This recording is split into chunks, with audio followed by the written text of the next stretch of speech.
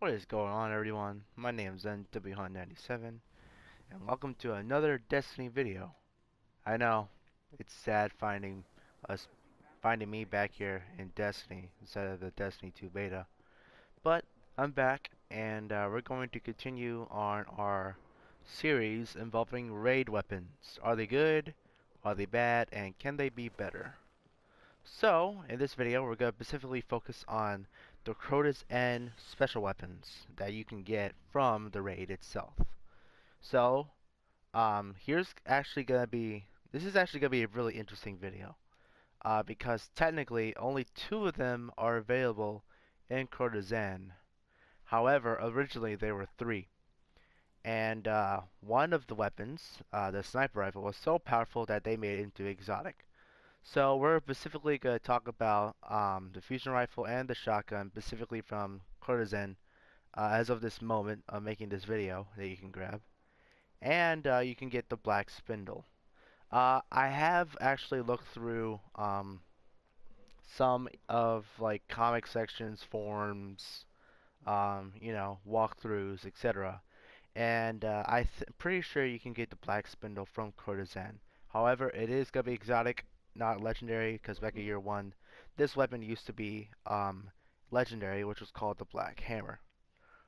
I'm pretty sure you can get it. If I'm wrong, let me know in the comment section below. Okay, and let's go ahead and get started. First, we're going to start off with the fusion rifle, Light of the Abyss. It is a high charge rate, low impact fusion rifle.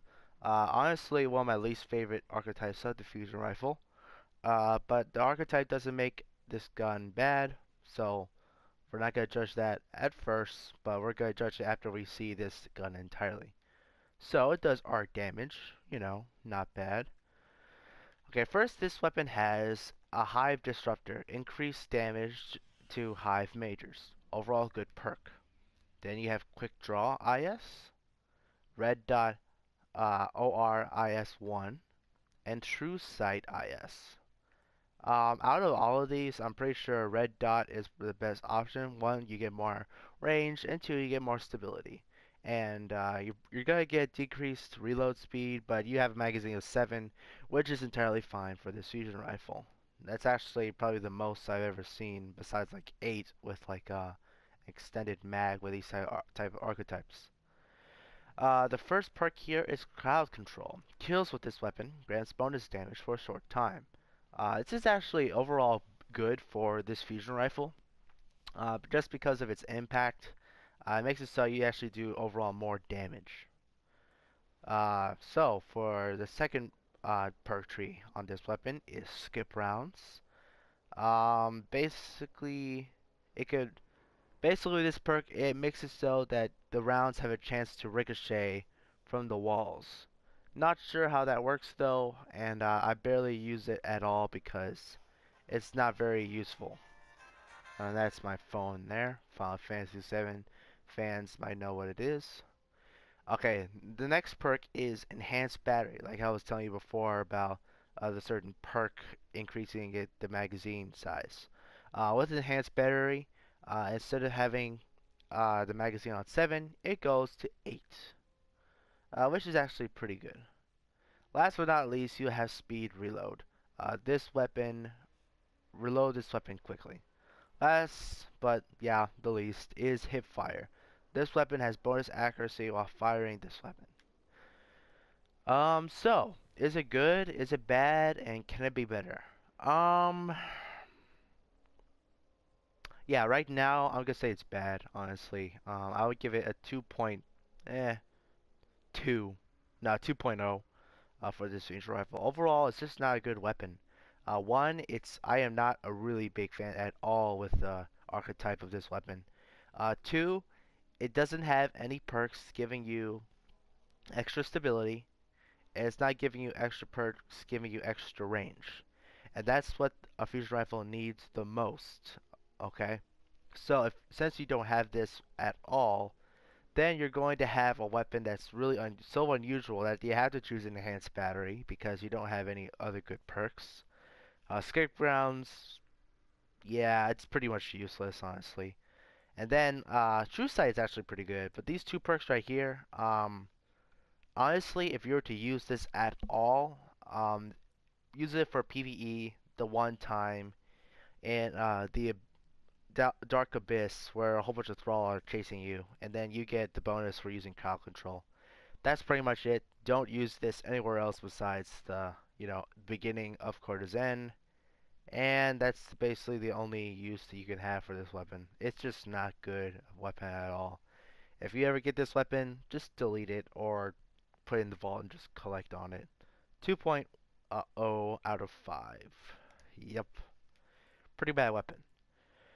The next weapon, Swordbreaker. This is a shotgun that does void damage.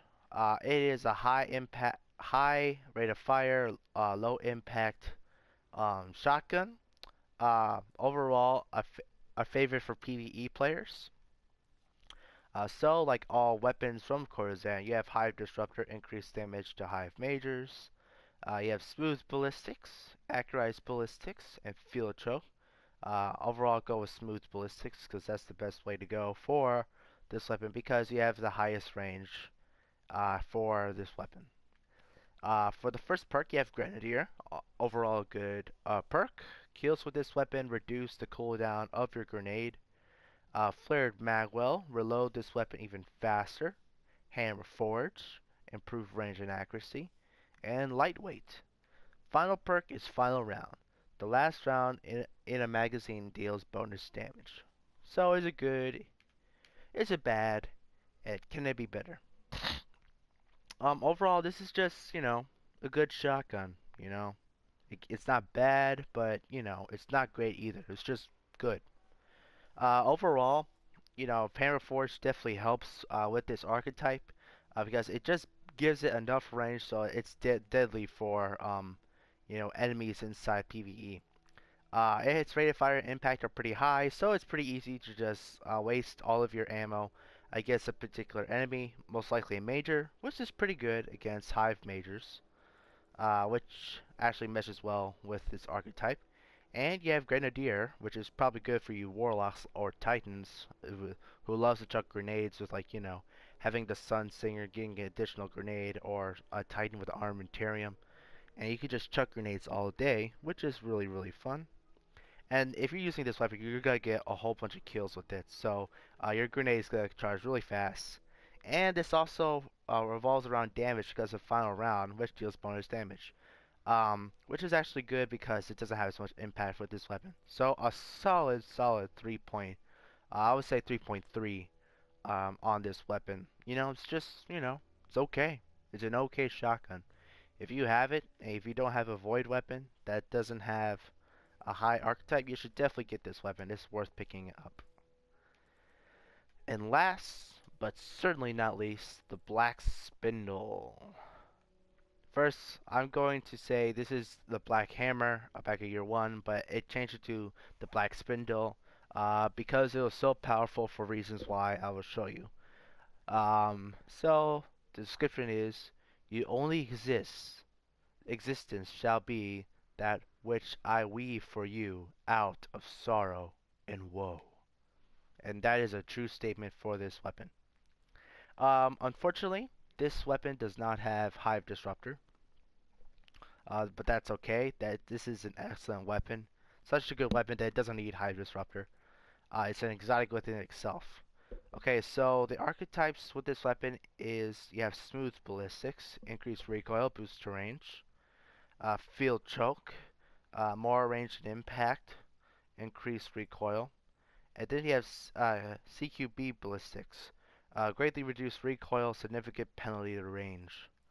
Overall, you want to have CQB Ballistics because, you're going to have a lot more stability with a high impact, low rate of fire sniper rifle, which you actually need really for any sniper because this thing kicks like a truck, so you want to have stability on this weapon.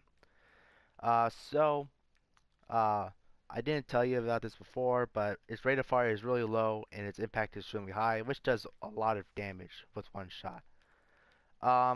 So for this perk, you have White Nail. Rapidly landing 3 precision shots will refill the magazine from your reserves. So if you get 3 precision shots, then you automatically reload this weapon, and you basically keep shooting until you miss a headshot. Because of this perk, this weapon is really good dealing DPS, especially for a boss, and you could do a lot of damage with this gun. This is basically the go-to for King's Fall raid, for the War Priest, and even Golgoroth. It was so powerful against Golgoroth that it wasn't even funny. Plus, you have Weapons of Light and Night Stalker into it, and this thing just did so much damage that it was beautiful, honestly. Um, Even today, I actually still use this a good amount. Sometimes with like access, I just keep shooting him the head because it's pretty easy to shoot at him. And since you have CQB ballistics on this weapon, you have pretty good stability, so it's pretty easy to hit those headshots. Then you could use like the warpath or something to, deal damage against access and all. So white nail, excellent perk. This perk was makes the gun, and yeah, it's really good. So for the second tree, we have Snapshot. Aiming this weapon is incredibly fast. Probably, unless you're playing with PvP, I don't recommend this perk. I actually don't know why I have this on. Flared Magwell. Reload this weapon even faster. This is probably good if you miss the precision shot, so you can reload faster. And Perfect Balance. This weapon has extremely low recoil. Honestly, you'll probably want to choose this perk because it's just better for, having good stability for this weapon. Unless you're fighting Golgoroth, maybe Snapshot, maybe. It's just easier to aim in, and then like you have more time to actually aim and fire this weapon. So I don't know, Snapshot. Honestly, all three of these perks are good for this weapon because Snapshot's good because you aim this weapon really fast, which actually helps you out. It is also a good perk for PvP. Flared Magwell is good if you keep missing your shots, which is basically insurance for this weapon. And then Perfect Balance, which is really helpful because it gives you more stability with this weapon, which you actually need. And then you have Mulligan. Um, Missing a shot has a chance to return ammo directly to the magazine. So if you want as much insurance as possible with this weapon, you'll automatically get Mulligan, and then you go have Flared Magwell, which is actually pretty helpful. So basically, as long as you hit the head with this weapon, you're good. You're guaranteed to do maximum DPS. Okay, so is this weapon good? Is it bad? Or can it be better? This is probably one of the best weapons like available in any raid, honestly. Back in year one, this was the weapon to use with anything, both PvE and PvP, really. It just hit like a truck of PvP. Back then when the ammo, um, when the ammo economy was really high, I saw a lot of black hammers. And even right now, like this black spindle right now, is overall really good for PvE. And if you don't have this weapon, I highly recommend you pick it up either by doing a special quest for this weapon, or I'm pretty sure you can get this in Crota. So yeah, 4.5, excellent weapon. And that is it for the video, guys. Make sure you go ahead to like, comment, subscribe, and share this video. We just hit 50 subscribers. Thank you guys so much for that. Make sure you go ahead and share and tell all your friends about this channel so we could go ahead and keep growing as a YouTube channel, and most importantly as a community where we can all play video games and have a fun time and all that. Also, this is like we haven't done this series in a while, so we're going to continue to do that until Destiny 2 comes, and hopefully we'll be able to finish this series before that happens. What's that, like 40 days? So,